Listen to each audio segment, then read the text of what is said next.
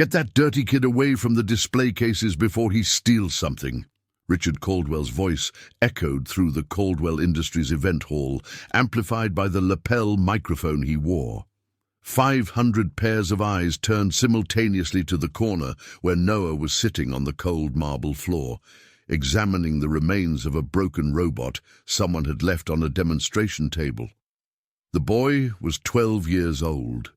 His hands were dirty with grease. His faded t-shirt had stains that no amount of washing could remove. His sneakers were too big, tied with string because the laces had snapped months ago. Richard Caldwell walked across the stage with long, confident strides, his impeccable Italian suit reflecting the ceiling lights.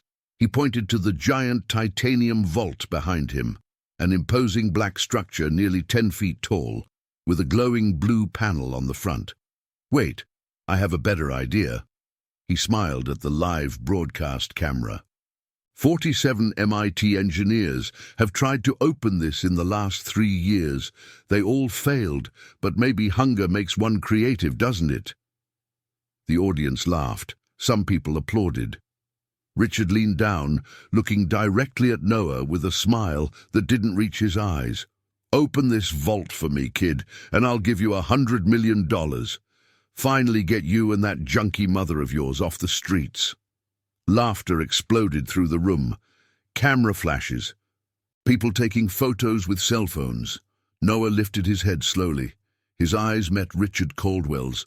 There was no anger there, nor shame, just a deep stillness that made some people stop laughing. "I accept," Noah said, his voice low but steady.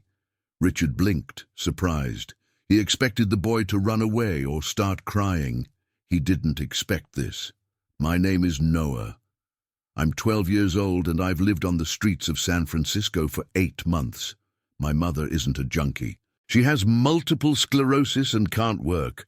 We lost our apartment when the medical bills became impossible to pay. Now we sleep in shelters when we can get a spot. When we can't, we sleep under the bridge on Mission Street." But that didn't matter to the people in that room. They looked at me and only saw dirt. They saw someone who didn't belong there. What they didn't know was that my grandfather had taught me things none of them would ever learn. Things about how machines work, about how sound travels through metal, about how the truth always leaves tracks even when people try to hide it. And in that moment, looking at that giant vault, I knew I had a chance, maybe the only chance in my life, to change everything. Caldwell Industries held Family Innovation Day twice a year. It was pure propaganda. Executives brought their children, took photos for the company website, gave empty speeches about diversity and opportunity. 350 people filled the main building in downtown San Francisco that Saturday. The hall had floor-to-ceiling windows overlooking the bay, crystal chandeliers, Italian marble floors, tables with food that cost more than my mother earned in a whole month when she could still work. I didn't want to be there. My mother had gotten a temporary gig cleaning the building's restrooms for the event. She had no one to leave me with. She brought me in hidden, told me to stay quiet in a corner, invisible. I sat there with my worn backpack trying not to exist. Then I saw that broken robot on the demo table, an XR Mini mechanical arm that had jammed during a presentation. The engineer just shrugged and moved on. I couldn't help myself. I walked over, knelt down, started examining the joints. That was when Richard Caldwell noticed me. The vault he mentioned dominated the center of the stage like a monument to arrogance. Vault Genesis, they called it. For 3 years, it had been Caldwell Industries' most shameful secret. The company built cutting-edge robotics and artificial intelligence systems, yet the CEO himself couldn't access his private vault. 47 engineers tried. All failed. Inside were proprietary designs worth $3 billion, the entire future of the company.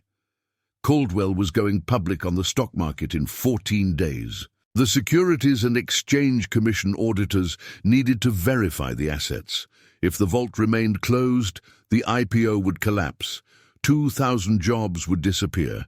Richard was desperate, But he would never admit that in public, so when he saw me, dirty, poor, clearly out of place, he saw an opportunity. Make a joke, get some laughs, distract everyone from the real problem. He didn't expect me to say yes. Jennifer Hayes, Caldwell's Director of Human Resources, approached quickly. 45 years old, perfectly starched suit, calculated smile. She leaned in close to Richard. "Let him try," she whispered, but loud enough for me to hear. "Film everything. When he fails, we have adorable content for social media. Even our youngest visitors love STEM. Perfect optics." Richard nodded slowly, understanding. "Brilliant." He returned to the microphone. "All right, folks. Looks like we have a volunteer." His voice dripped with theatrical enthusiasm. "Let's give our young friend here a chance to make history." Scattered applause, nervous laughter. Marcus Webb was near the vault.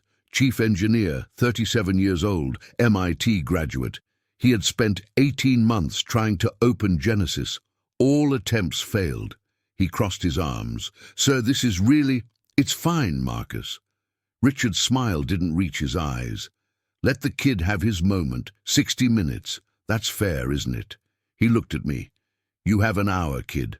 No help, no computers. Just you and that smart little head of yours." Someone in the crowd whispered, "That's cruel." Richard ignored it. My mother appeared through the crowd, pushing people aside. "Mr. Caldwell, please, we don't want trouble. Noah, son, let's go." "Mom." My voice came out steady, even with my heart pounding. "I want to try. Honey, these people. I promised Grandpa I'd never back down from a challenge." My mother's face tightened. She knew that tone. She knew I wouldn't change my mind. Richard clapped his hands. "Excellent. Someone start the timer. 60 minutes and someone call TechCrunch. Let's bring the press here." Within 10 minutes, 3 news agencies had cameras rolling. A live stream began. 50,000 people tuned in immediately. The comment section filled up. "This is disgusting. Why are they letting a child be humiliated like this? This billionaire is a monster. But he asked to try. Teach him to know his place. Bet he quits in 5 minutes." "No." I walked to the vault, put my backpack on the floor, unzipped it. Inside, an old, worn stethoscope, a small set of screwdrivers, a scientific calculator with a cracked screen that had decades of use. Marcus Webb let out a laugh. "Is he serious? He's going to use a toy medical kit on quantum encryption?" Laughter spread through the engineering team. 15 engineers standing there watching. All white. All men, except 2. They had spent years on that vault. Now they had to watch a street kid humiliate himself in front of the cameras. Except one of them, a young engineer named Priya, didn't laugh. She watched my hands, the way I touched the surface of the vault. Methodical, careful. "He's listening for something," Priya murmured. "What?" Marcus turned. "Nothing, never mind." I knelt down, placed the stethoscope against the body of the vault, below the quantum panel. Not on the glowing interface where everyone expected, on the metal itself. The room grew slightly quieter. I closed my eyes, turned my head, listened. That was when everything changed. Because beneath that cold metal, I heard my grandfather's voice. "Machines don't lie, Noah. People lie. But metal always tells the truth. You just need to know how to listen." And I was listening. Every vibration, every frequency, every secret that vault held. If you're wondering how a 12-year-old kid from the street knew how to do this, you won't want to miss what comes next. Subscribe to the channel, because this story is just getting started, and what happened in the next 60 minutes changed my life forever. 30 minutes passed. The crowd began to get restless. People checked their phones. Some went to get coffee. Some children started crying from boredom. Richard Caldwell was leaning back in a chair, scrolling through emails on his phone. Occasionally he looked up. "How's it going there, kid? Need a hint?" I didn't answer. My mother was leaning against the wall, silent tears streaming down her face. She knew this was her fault. She should have said no, should have protected me from this. But I had that look, the same look my grandfather had, stubborn, focused, unreachable when a problem grabbed hold of me. At 45 minutes, I took out my phone, cracked screen, outdated model, opened a PDF file.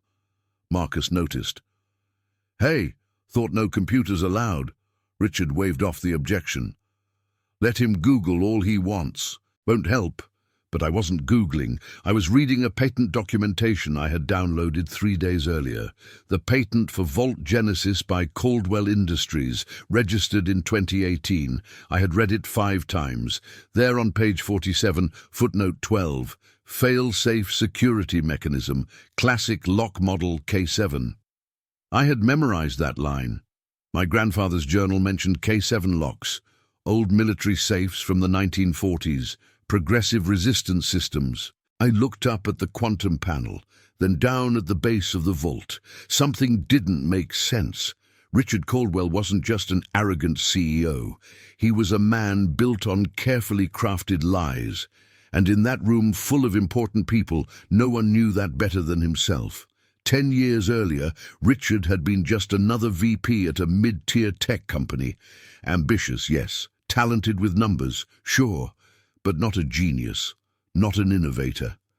Then he met Robert Chen, a brilliant engineer, son of Chinese immigrants, working on revolutionary robotic automation systems.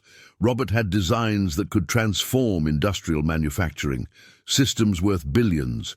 Richard saw the opportunity, feigned friendship, gained Robert's trust, asked to see the projects just to better understand the investment proposal. Robert, naive and trusting Richard's enthusiasm, showed him everything. 2 weeks later, Richard fired Robert for inadequate performance, patented all the designs in his own name, founded Caldwell Industries, built a $3 billion empire on another man's stolen work. Robert Chen tried to sue, didn't have money for high-level lawyers, accepted a $50,000 settlement under a non-disclosure agreement, lost everything.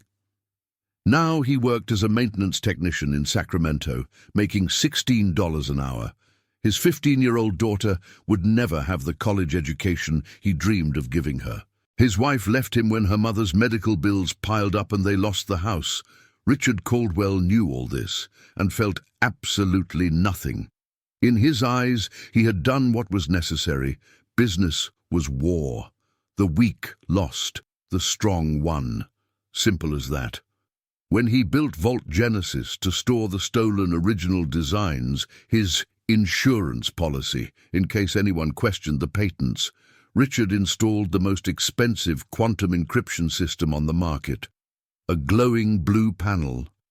Impressive lights. Cutting-edge technology, but underneath, hidden where no one would look, he installed something much older. A mechanical K7 lock from the 1940s. Military technology. Progressive resistance. 1,800,000 possible combinations. Richard thought he was smart. 2 systems. If engineers managed to hack the quantum system, they'd still have to deal with the mechanical lock. Double security. Impenetrable. What he didn't expect was that the quantum system would fail, that his own engineers would sabotage the vault in a desperate attempt to look valuable, that a street kid with a stethoscope would see through all his lies. Jennifer Hayes approached him while I worked. She whispered low, "Richard, the live stream already has 150,000 people watching. The comments are getting problematic." "What kind of problematic?" "People are calling you a monster, saying this is child abuse. There's an online petition calling for a boycott of Caldwell products." Richard's jaw tightened. When he fails, the narrative changes. Generous CEO gives opportunity to needy child. Unfortunately didn't work, but what a lovely gesture. Hire some influencers to spread that version.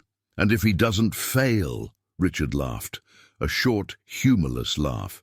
"Jennifer, it's 47 MIT engineers against a homeless kid who probably hasn't even finished middle school. He will fail." But there was something in his voice, a small crack of uncertainty. Marcus Webb was watching closely now. He had noticed how I was examining the power cord feeding the quantum panel, how my eyes followed the wire to the wall outlet. At 50 minutes, I stood up, picked up my calculator and screwdriver, walked over to Marcus. "Excuse me, sir, did anyone change the power source recently?" Marcus's face went completely white for a fraction of a second. Then he recovered. "What? No. Why would you ask that?" I pointed to the outlet. "That outlet is a K9 model. The panel specifications say K7. Absolute silence. Richard stood up from his chair. "What does that mean?" I turned to face the crowd. My voice shook slightly, but I continued. "The quantum panel needs exactly 220 volts, but that outlet provides 240. It creates electromagnetic interference." I paused. "Makes the quantum system unstable. It's like turning on stadium lights when you're trying to see a candle." Marcus clenched his jaw. "That's absurd. You don't understand." "I read the patent," I interrupted softly, "and my grandfather's notebooks. He worked on safes like this." A reporter from TechCrunch leaned forward, suddenly very interested. It was at that moment that Dr. Helena Voss entered the hall. 72 years old, silver hair pulled back. Professor Emeritus at Stanford, a legend in cryptography. She had seen the live broadcast from her home in Palo Alto, drove straight there, walked directly to Richard. "William," he stood surprised. "Helena, what are you—" "I designed the quantum encryption for that vault. You bought my patent 10 years ago." Her voice cut like steel. "And you told me you would never allow a child to be publicly humiliated in this building. It's just a joke. It's cruelty." She turned to the crowd. "I taught at Stanford for 40 years. I saw genius in many forms. Age is irrelevant. I had doctoral students less capable than some undergrads. I had teenagers solving problems that baffled tenured professors." She looked at me. "What is your name, dear?" "Noah, ma'am." "Noah, may I watch you work?" I nodded. Dr. Voss walked to the vault, studied my setup, the stethoscope, the calculator, the notes on my phone. Then she saw the power outlet.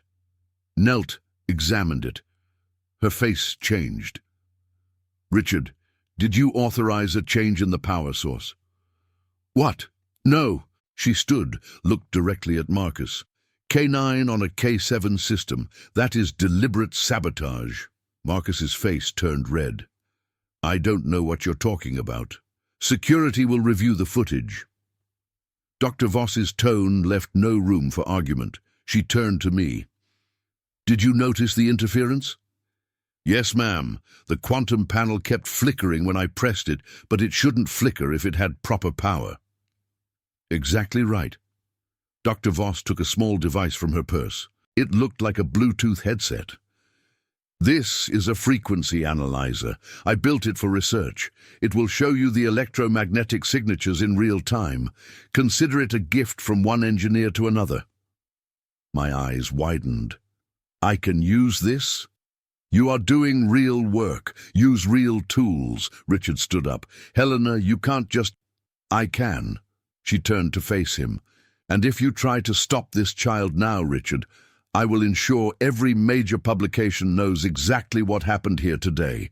Your choice." He sat down. The timer showed 55 minutes. I took the frequency analyzer, fitted it over my ear.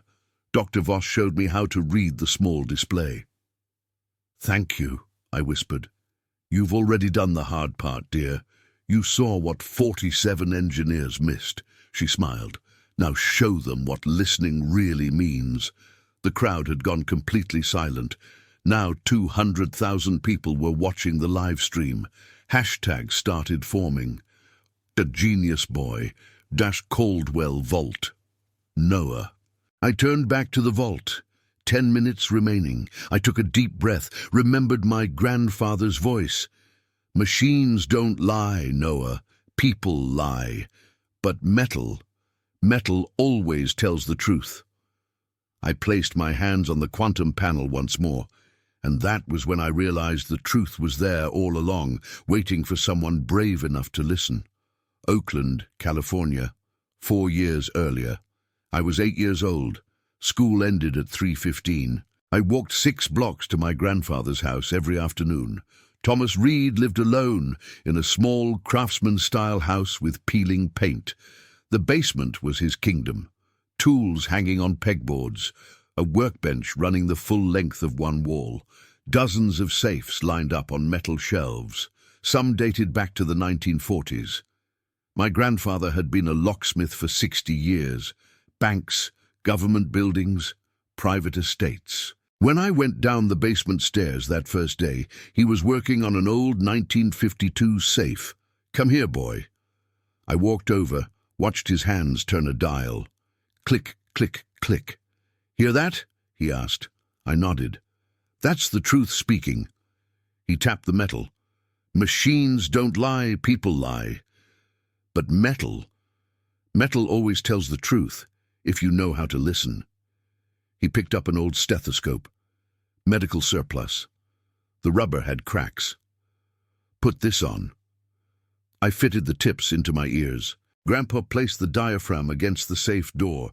"Now turn the dial. Tell me what you hear." I turned slowly. My eyes widened. Clicks and a hum. That hum is the tumbler. The click is when it sets. Every number has its own sound, like music. For 2 years, Grandpa taught me after school. 15 different safes, mechanical systems, gear ratios, how metal expands, how sound travels through steel. He showed me his journals, 12 leather notebooks, 60 years of observations. One entry I memorized, Journal 7, August 12, 1983. Model K7, progressive resistance lock. Military surplus, Manhattan Project era. Key feature, resistance increases with each correct number. Most people give up, think they're wrong. But the harder it fights, the closer you are. Listen to the whisper under the scream. I copied that entry into my own notebook. When I turned 9, Grandpa taught me about motors, servo mechanisms, electrical systems, how energy flows.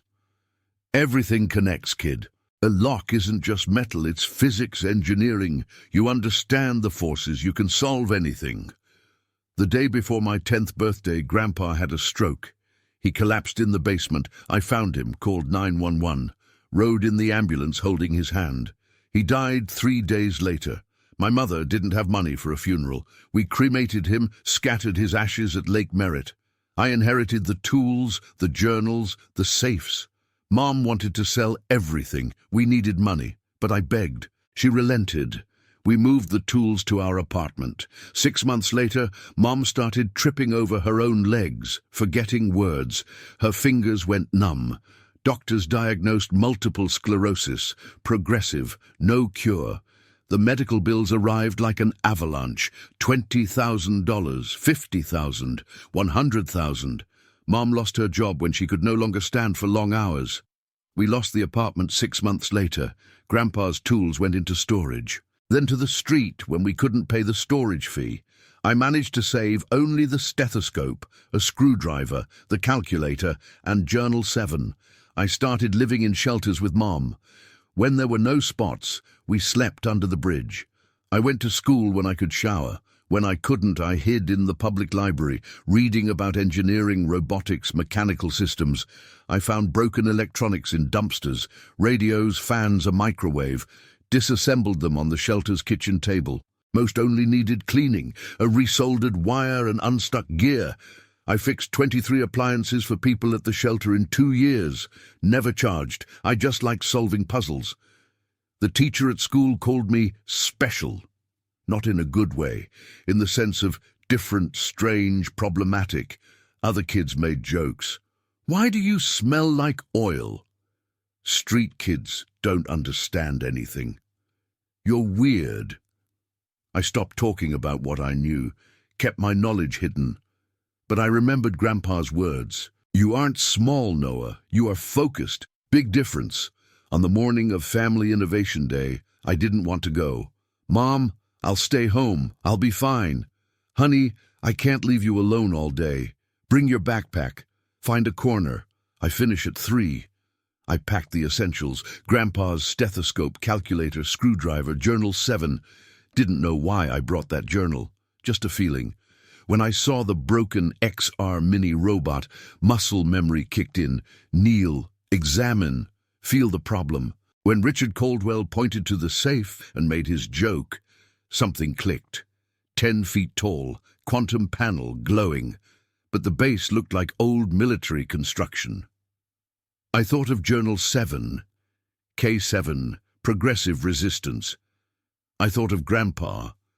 When something looks complicated, look for what's hidden. The truth is simpler than people think. I thought of my mother in that uniform, tears forming. I thought, I promised Grandpa I would never give up. So when Mom begged me to leave, I said no. Not for Richard Caldwell, not for money, but because Thomas Reed taught me that truth lives in metal, in gears, in sound, and that safe was lying to everyone, except me. Back in the hall, 55 minutes on the timer. I stood up. My knees hurt from kneeling on the marble, wiped my hands on my pants. The crowd had thinned. Maybe 200 people remained. Some scrolled phones, others talked quietly. Some children slept in their parents' arms. But the live stream had exploded. 250,000 viewers now. Comments flooded faster than anyone could read. Richard Caldwell checked his watch, drank sparkling water. He had already mentally moved on, drafted the social media post in his head. Even our youngest visitors love STEM challenges. Thanks to everyone who participated. Turn humiliation into a brand message. Easy. Then I spoke, loud enough for the microphone to pick up. I know how to open it. Richard's head snapped around. The room went silent. What did you say? I know how to open the vault. I need 10 more minutes. Marcus Webb laughed, real laughter.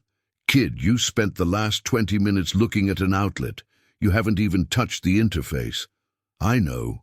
I turned to face him, because the interface isn't the real lock. Absolute silence. What? Richard walked toward the stage. I pointed to the quantum panel. This whole system is a distraction. The real lock is mechanical, model K7, progressive resistance tumbler.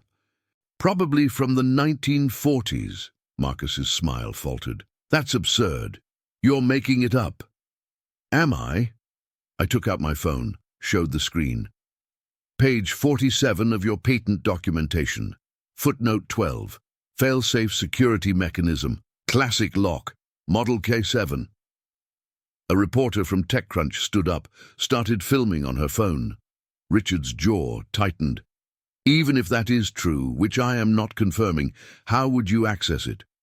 By disabling the quantum system first. I looked directly at him. It was designed to hide the mechanical lock underneath, but someone sabotaged the power source. The wrong voltage is creating interference that actually makes it easier to see through the distraction. I turned to Marcus. You changed the outlet from K7 to K9. 240 volts instead of 220. It overloads the quantum panel, makes it unstable. Marcus's face turned red. You don't know what you're talking about. The security footage will show when you changed it, I said calmly. Dr. Voss already asked them to check. All eyes turned to Dr. Helena Voss, still standing near the vault. She nodded.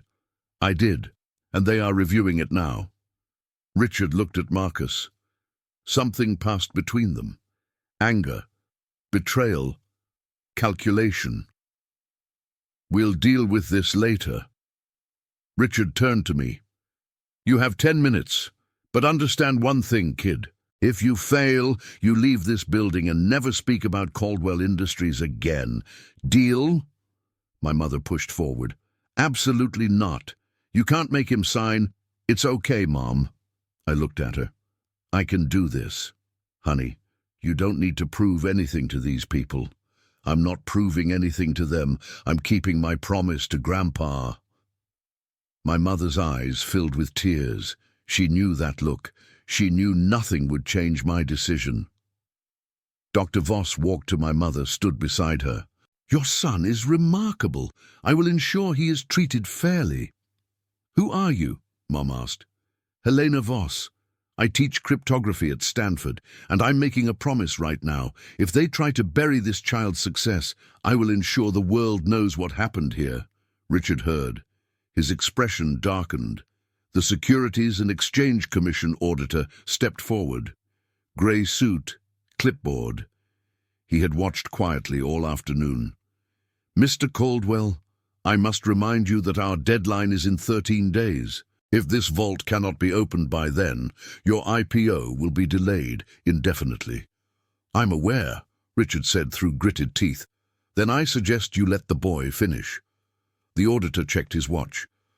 10 minutes will not significantly change our timeline." Richard had no choice. He nodded curtly. "Timer resets to 10 minutes, starting now." Someone pressed a button. The digital countdown appeared on the wall screen. 10B. I turned back to the vault. Fitted the frequency analyzer, Doctor. Voss had given me over my ear. The small screen showed electromagnetic readings in real time. I pressed the quantum panel several times, quickly. 1, 2, 3, 4.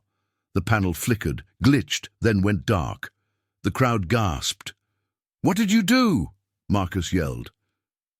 "Overloaded it," I said calmly. "The K9 outlet can't sustain rapid power draws. The quantum system shut itself down to prevent damage."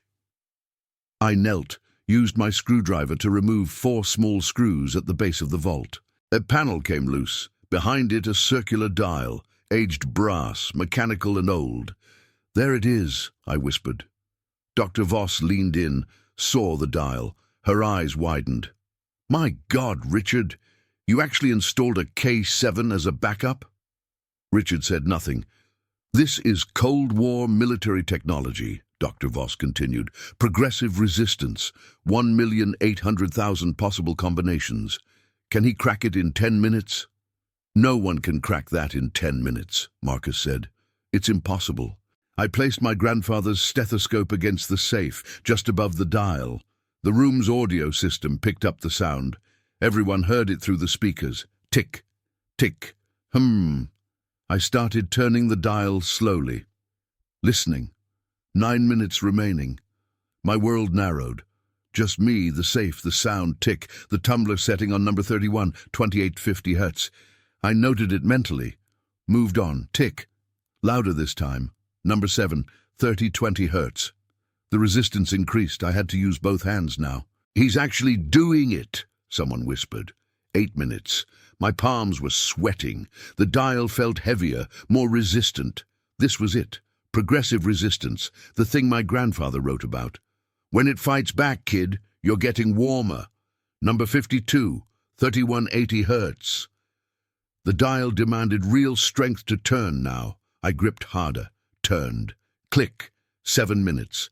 The crowd moved closer. Even people who had left came back. The hall filled up again. Mom was with Dr. Voss, holding the older woman's hand without realizing it. Richard Caldwell watched, stone-faced. Marcus Webb knew his career was ending. Security had already pulled the footage. He changed that outlet 3 days ago. Thought he would just delay things, make the vault impossible to open before the audit deadline.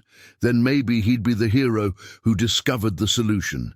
Instead, a 12-year-old street kid had turned his sabotage into a solution. Number 14, 3350 hertz. The resistance spiked. I had to brace my feet, put my whole body into turning the dial. "He's going to hurt himself," Mom said. "He's going to succeed," Dr. Voss replied. 6 minutes. My arms were shaking. The dial wouldn't move. I remembered Grandpa's words. Journal 7. "If it doesn't turn, you're forcing it. Let the machine tell you." I released the pressure slightly, felt a micro-vibration. A whisper of movement, adjusted my grip, turned at a different angle. The dial moved. 5 minutes. One more number, the final tumbler. I turned the dial slowly, so slowly, listening for the frequency that would unlock everything. The sound changed, pitched up. 35-20 hertz of resistance peaked, 70 pounds of force. My hands were going numb, but I felt it. The truth in the metal. One more click. I turned. Clunk. The sound of century-old latches releasing echoed through the hall speakers like thunder. The vault door popped open, smooth, silent, perfect engineering from another era. I fell back, sat on the floor, breathing hard. For 3 seconds, no one moved. Then the room exploded. People jumped to their feet. Applause erupted like a wave. Screams, cheers, phones recording from every angle. The livestream chat scrolled so fast it became unreadable. 300,000 people watching now. 400,000, 500,000. Mom ran to me, fell to her knees, pulled me into her arms. "You did it, baby. You did it." I couldn't speak, just held my mom and cried. Dr. Voss approached the vault, looked inside. 3 server racks, files, documents. Her expression changed. "Richard, we need to talk." Richard Caldwell was frozen. His billion-dollar company had just been saved by the child he had mocked an hour ago.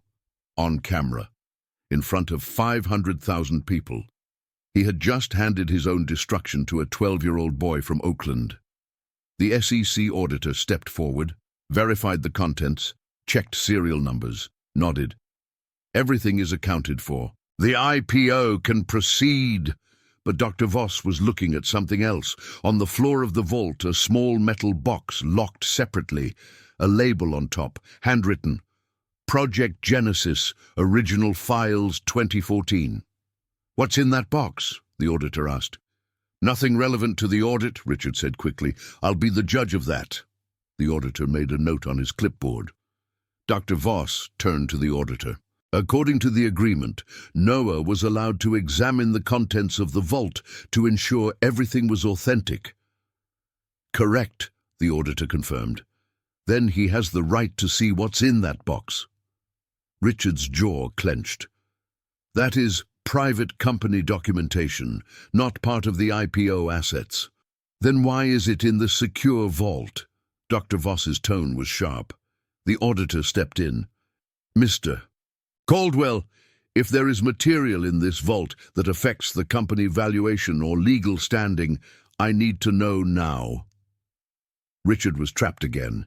He reached into the vault, pulled out the metal box, placed it on a table. "They are just old design files, historical documentation. Then opening it shouldn't be a problem," Dr. Voss said. The box had a simple combination lock, 3 digits. Richard's hand hovered over it. Then he looked at me. Something cruel flickered in his eyes. "You know what, kid?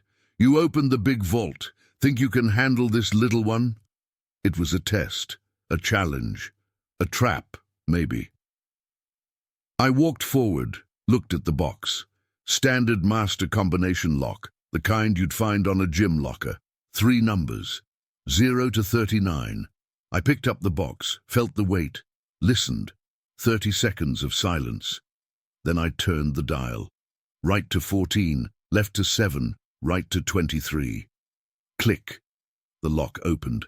Richard's expression crumbled for just a moment. Then he recovered. I lifted the lid. Inside, USB drives, printed documents, handwritten notebooks. The top page was a design schematic dated March 2014, signed at the bottom, R. Chen, Chief Design Engineer. Dr. Voss leaned in, read the name, looked at Richard. "Robert Chen." Richard said nothing. "The engineer you fired in 2014. Dr. Voss's voice rose. "The one who sued you for wrongful termination." "That case was settled," Richard said. "You told him his designs weren't good enough. You told the press he was incompetent." Dr. Voss picked up one of the notebooks, flipped through the pages. "But these are the exact designs you used to build Caldwell Industries' flagship product." The auditor stepped forward. "Mr. Caldwell, I need to see those documents." Richard moved to close the box, but Dr. Voss was faster. She pulled out a stack of papers. Emails, printed and dated. "Richard Caldwell to Robert Chen. Design review. April 10th, 2014. Your work is inadequate. We are moving in a different direction. Your employment is terminated, effective immediately.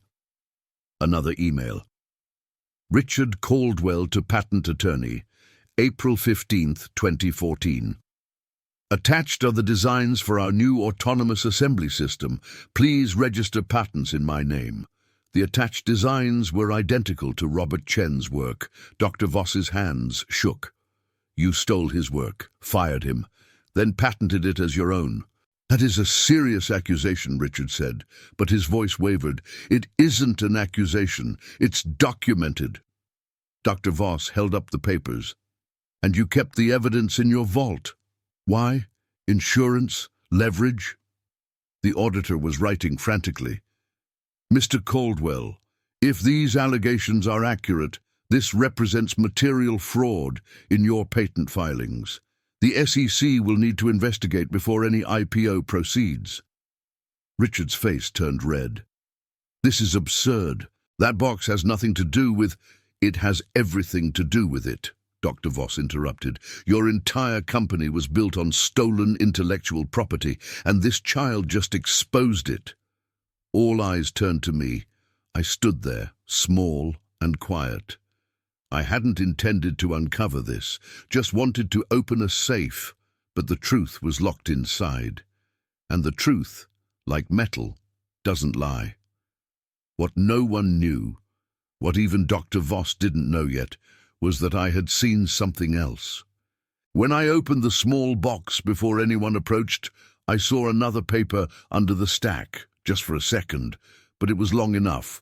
A non-disclosure agreement, signed by Robert Chen in 2014, $50,000 in exchange for his silence, and underneath it a second document, a never-signed settlement, offering Robert Chen $500,000, a public apology, and shared credit on the patents. Robert had refused. Scribbled a handwritten note in the margin. It's not about money, it's about honor. You stole my work. No amount fixes that. Richard Caldwell had tried to buy his silence. When that failed, he destroyed Robert, spread rumors, made sure no other tech company hired him, turned a brilliant engineer into a maintenance technician earning minimum wage, and kept the evidence, because men like Richard Caldwell always keep cards up their sleeve, always keep proof of what they did, in case they need to negotiate later. But he made a mistake. He locked the truth in a safe he couldn't open. And now I had seen it all. I didn't say anything yet, just watched, listened. The same way Grandpa taught me to listen to metal, he also taught me to listen to people. People lie, Noah, but their bodies tell the truth. Watch how they move, how they breathe, how they avoid eye contact. The body always knows. Richard Caldwell was breathing faster now, his hands clenching and unclenching. His eyes jumping between the box, Dr. Voss, the auditor, the cameras. He was calculating, trying to find a way out, trying to figure out how to turn this to his advantage. Jennifer Hayes, the HR director, approached him. Whispered urgently. He shook his head, whispered back. She pulled out her phone, called someone. 2 minutes of rapid conversation, hung up, turned to me and my mother. Caldwell Industries offers $750,000, full STEM scholarship through high school, and a summer mentorship program. That's not what he promised, someone shouted. The original statement was hyperbolic, the lawyer said smoothly, made in jest. However, we recognize Miss Williams' achievement. Mr. Williams, I corrected softly. Mr. Williams' achievement, and are prepared to offer substantial compensation. Dr. Voss stepped forward. He saved your IPO, 2,000 jobs, $3 billion in assets. And you are offering less than 1%? Final offer, the lawyer said. Take it or see us in court for years. My mother's face hardened. She opened her mouth.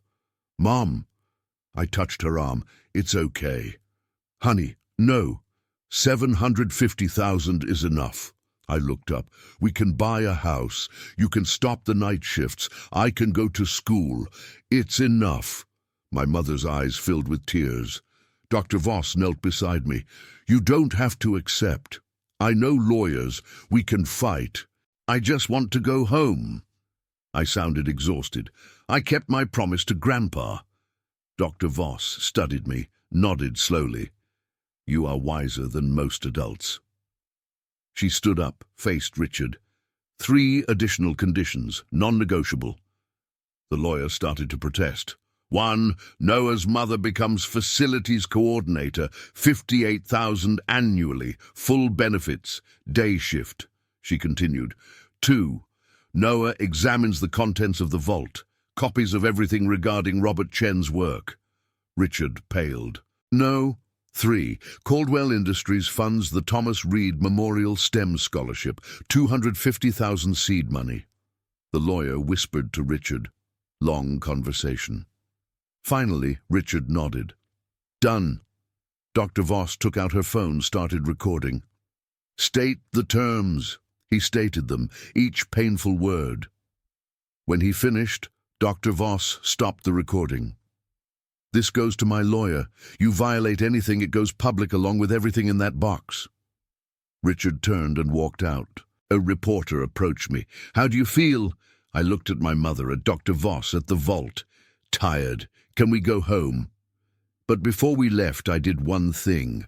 I took a photo of the documents in the box with my phone, all of them. The emails, the designs, the NDA, the unsigned agreement with Robert Chen's note. No one noticed. They were too busy arguing, recording, making calls, because I had learned another lesson from Grandpa. Always keep your own copy of the truth, Noah, because people will try to rewrite history, but if you have the evidence, they can't. And I had a feeling that this story was far from over. If you're following along this far and want to see how this truth I discovered changes everything, subscribe to the channel, because what happened after, no one expected, not even me. 1 week later, the board of directors called an emergency meeting. I wasn't there. I was back in Oakland, sleeping until after 7 a.m. for the first time in months. Mom had gotten a small apartment with the advance Caldwell paid, nothing fancy. But it had hot water, a real bed, a door that locked, but Dr. Helena Voss was in that boardroom, and she brought copies of everything from the metal box. The boardroom overlooked the San Francisco Bay. 8 directors sat around the table, Richard Caldwell at the head. Dr. Voss placed a folder in front of each director. What is this? The chairwoman of the board asked. A woman named Patricia Chen. No relation to Robert, but the surname made Richard flinch. Evidence that your CEO built this company on stolen intellectual property.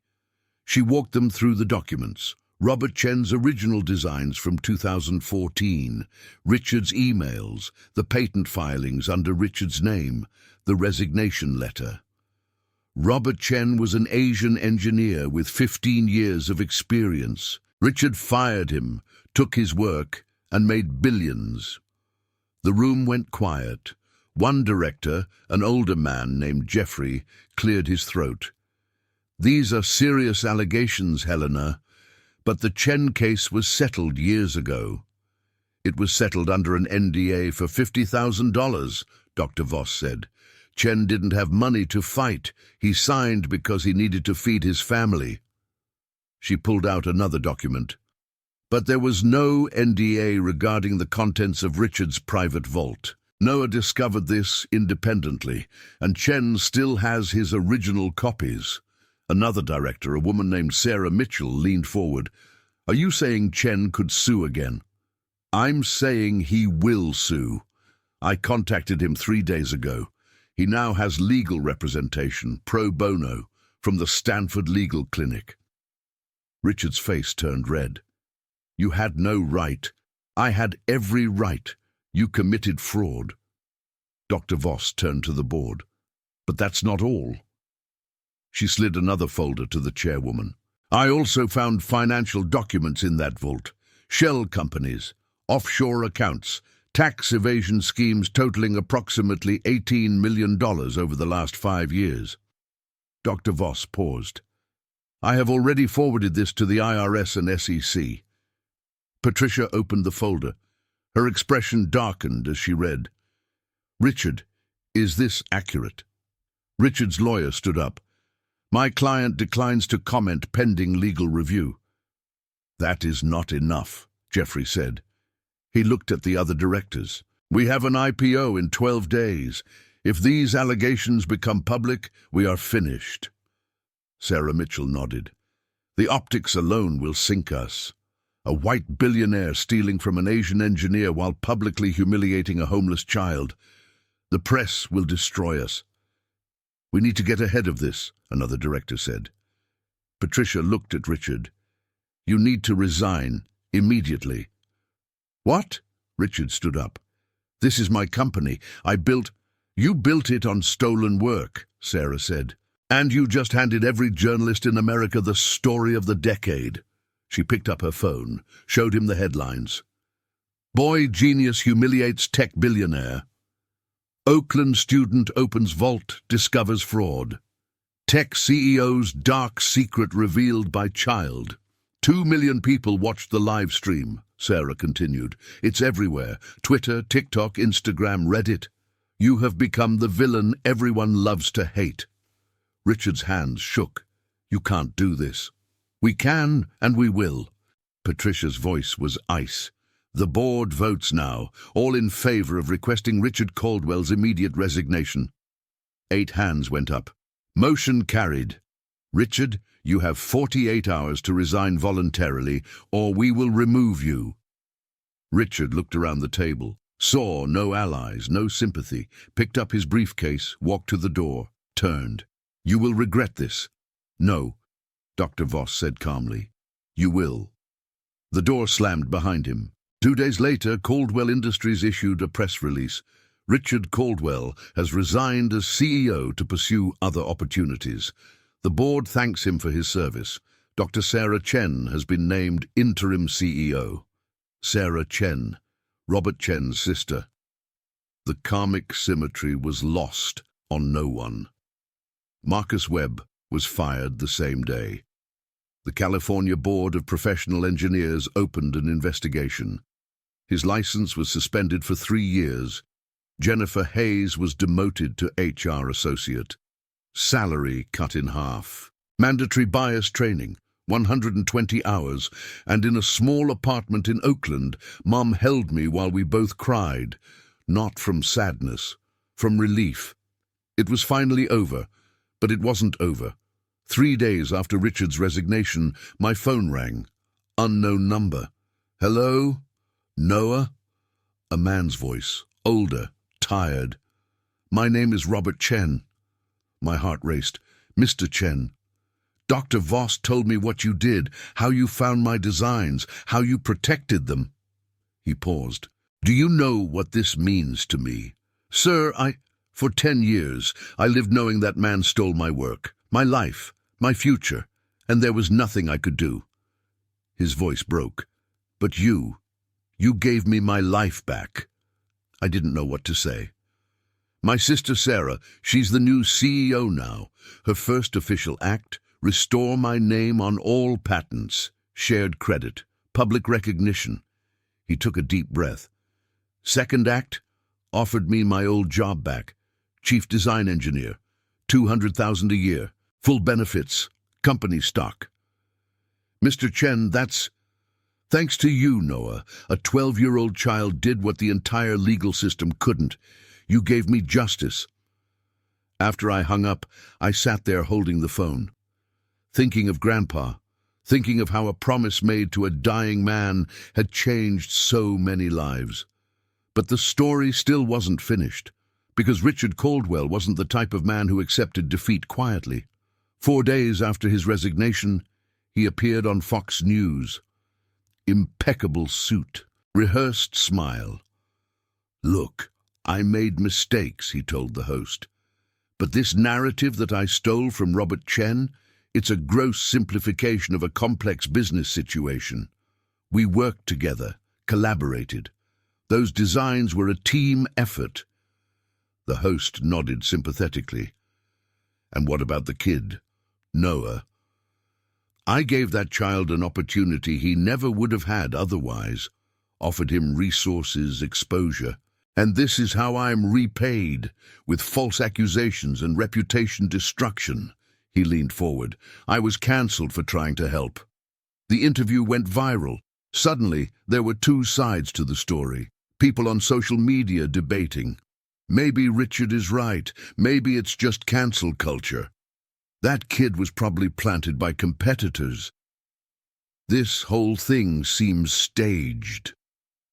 I watched the interview from our new apartment, felt anger rising in my chest.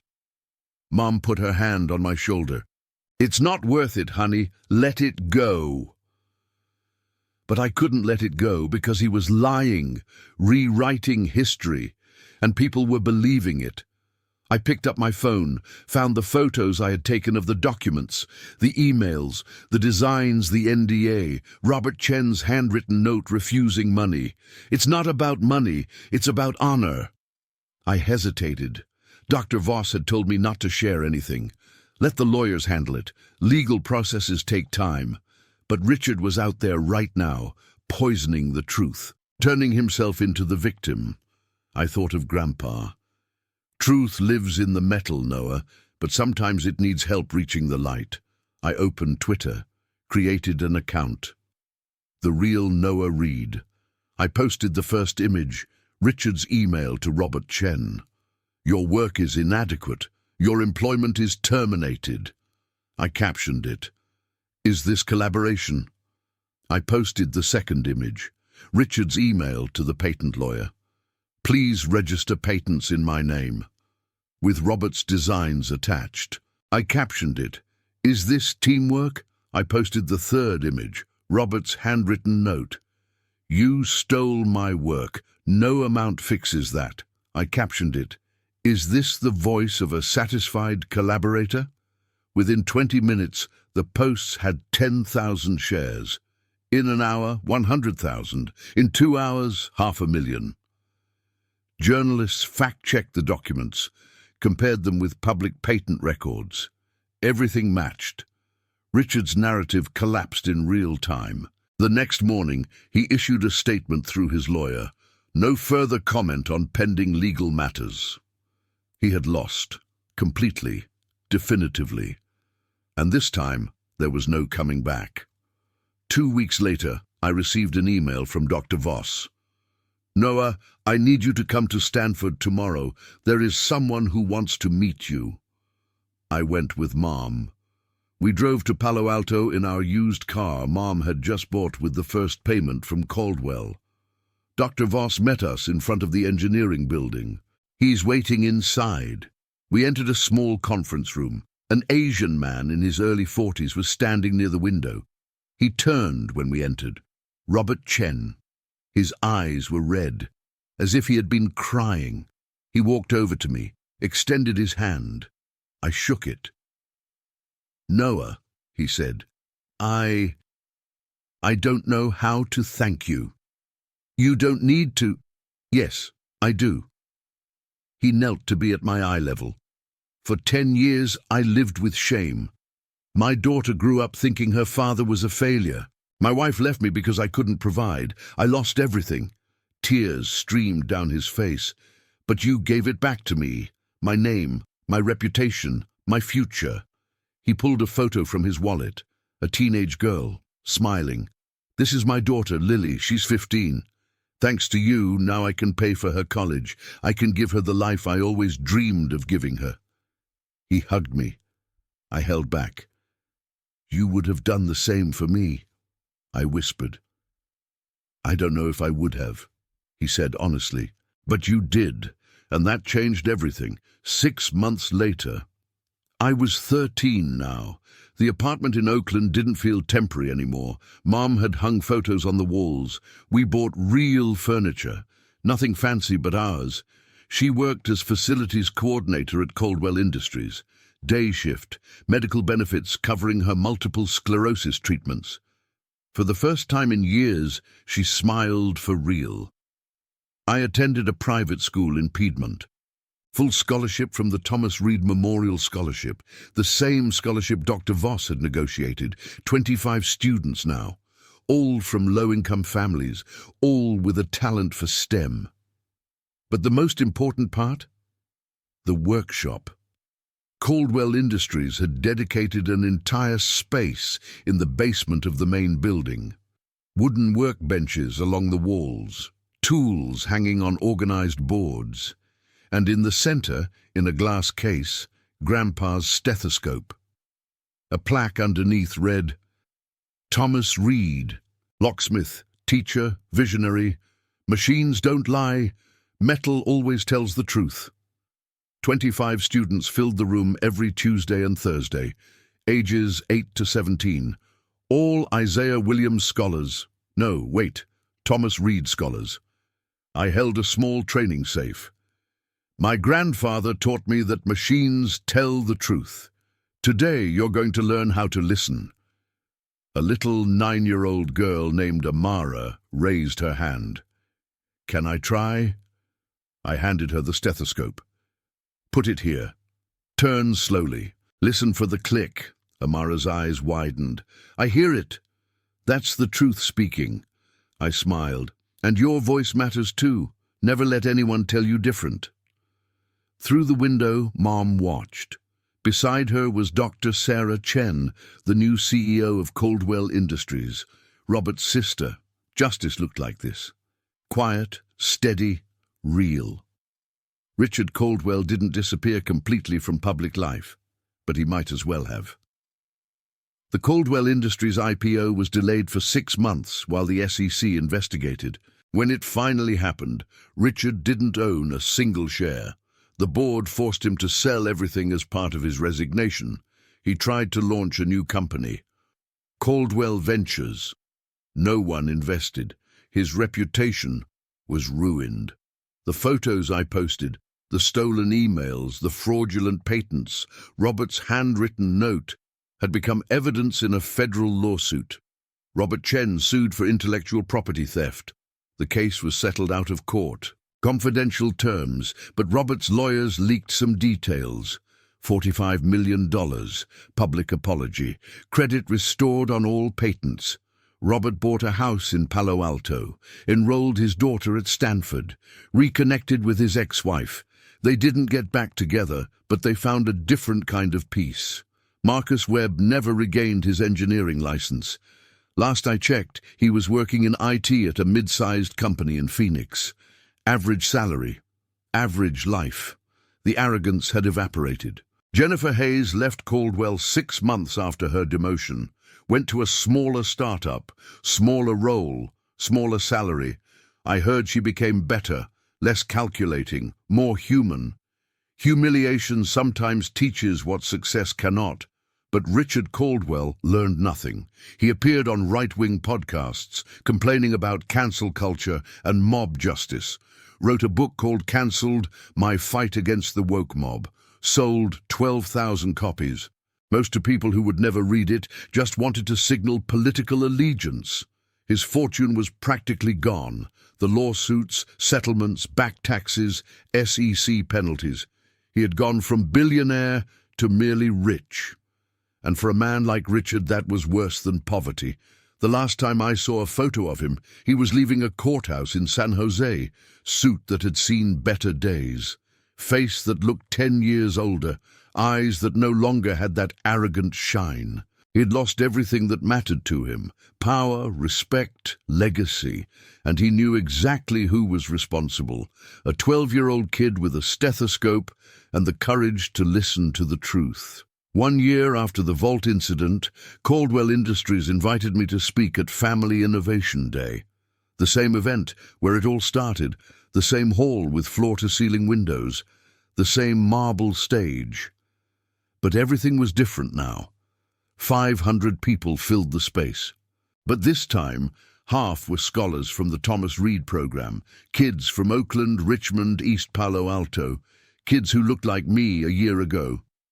I walked onto the stage, looked at the crowd, saw Mom in the front row, crying with pride, saw Dr. Voss beside her, smiling, saw Robert Chen with his daughter Lily, and in the corner I saw Vault Genesis, still there, but now with a different plaque. Opened by Noah Reed, 12 years old, Oakland, California, proof that genius has no zip code. I approached the microphone. My heart beat fast, palms sweaty. "A year ago," I began, my voice shaking slightly, "I was sitting in that corner over there." I pointed. Dirty, hungry, scared, and a powerful man told me I didn't belong here. The room went silent. He offered $100 million as a joke, expected me to fail, expected to see me broken. I paused. But my grandfather taught me something. He said, "Machines don't lie, Noah. People lie. But metal always tells the truth." Adultium. I walked to the vault, placed my hand on it. This vault held secrets, held lies, held the stolen truth of a good man. I looked at Robert Chen. He nodded. When I opened it, I wasn't just opening metal. I was opening justice. I was giving a voice to someone who had been silenced. I turned back to the crowd. People will judge you by your clothes, by your address, by the color of your skin. They'll tell you you're not smart enough, good enough, deserving enough. My voice grew stronger. But the truth doesn't care about any of that. The truth just needs someone brave enough to listen to it. I pointed to the scholars in the audience. You belong here. Your voices matter. Your brains matter. And when someone tries to make you feel small, remember, I was 12, homeless, and I broke the code that 47 MIT engineers couldn't. Applause erupted. Not polite, not obligatory, real. Not because I'm special, but because someone taught me to listen. Someone believed in me when no one else did. I looked at Grandpa's portrait they had hung near the stage.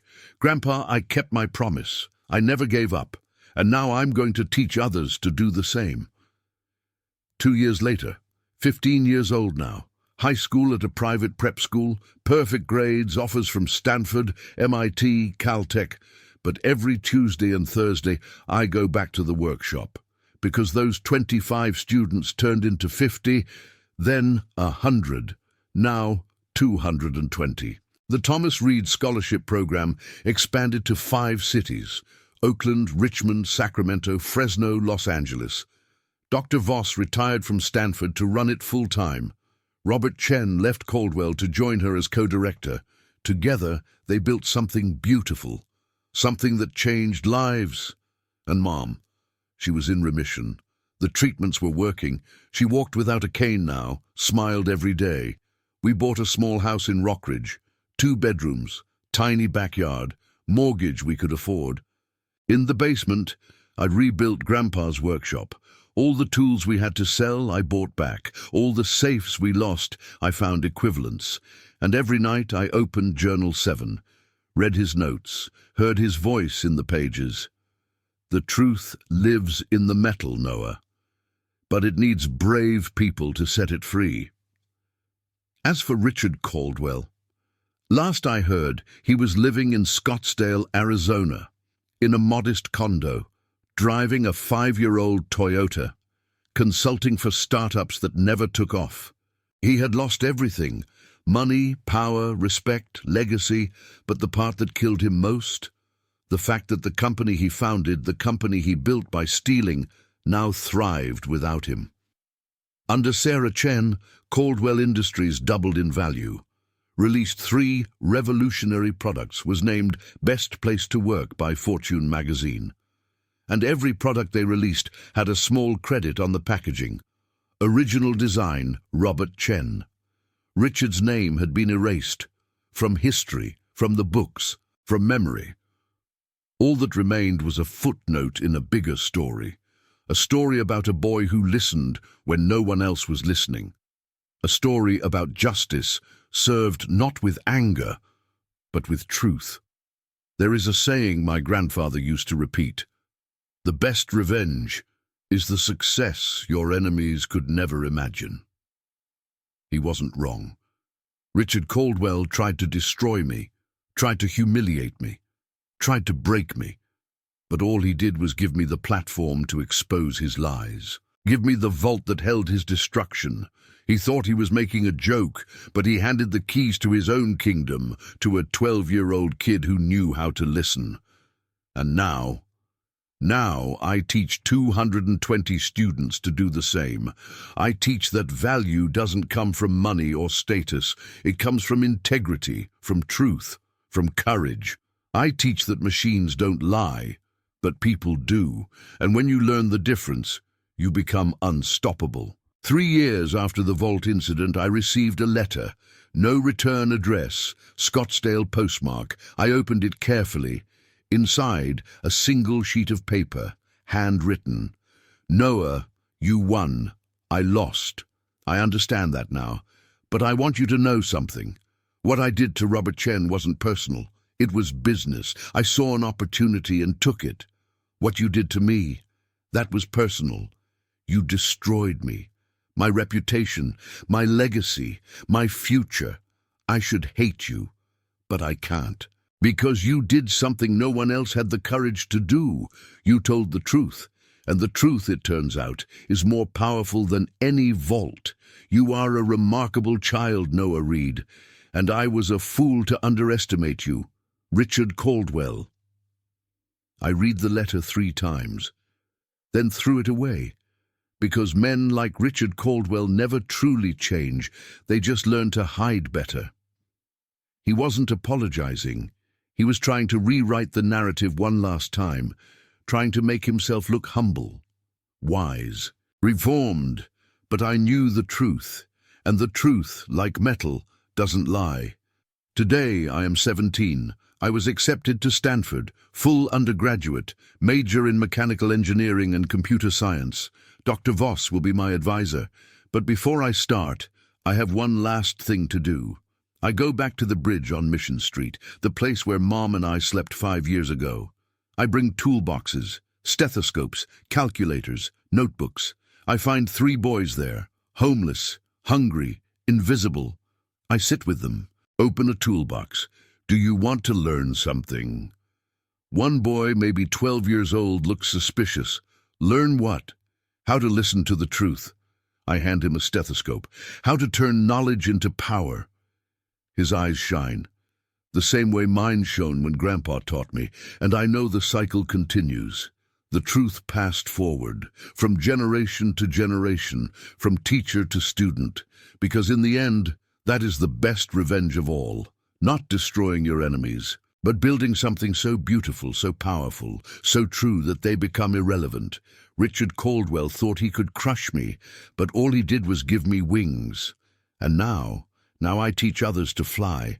If this story touched you in any way, if you've ever been underestimated, judged by your appearance, told you weren't good enough, remember this. The truth doesn't care about your zip code, doesn't care about your clothes, doesn't care what powerful people think of you. The truth only needs one thing, someone brave enough to listen to it. Be that person. Listen when others shout. Watch when others close their eyes. Stand firm when others run. And when you find the truth, share it, teach it, pass it on, because that is the only revenge that matters. Not destruction but creation, not anger but justice, not silence but voice. My grandfather gave me a gift, the ability to listen to what others cannot. Now I give that gift to you. Use it wisely. Use it with courage. Use it to change the world. Because if a homeless 12-year-old boy can break a code that defeated 47 MIT engineers, imagine what you can do. Imagine what we can all do together. The truth is waiting. You just need to have the courage to listen. And if you like this story, if it inspired you in any way, subscribe to the channel. Share with someone who needs to hear that they matter, that they are capable, that they can. Because in the end, we aren't defined by what powerful people say about us. We are defined by the truth we have the courage to tell. And that truth, it lives forever.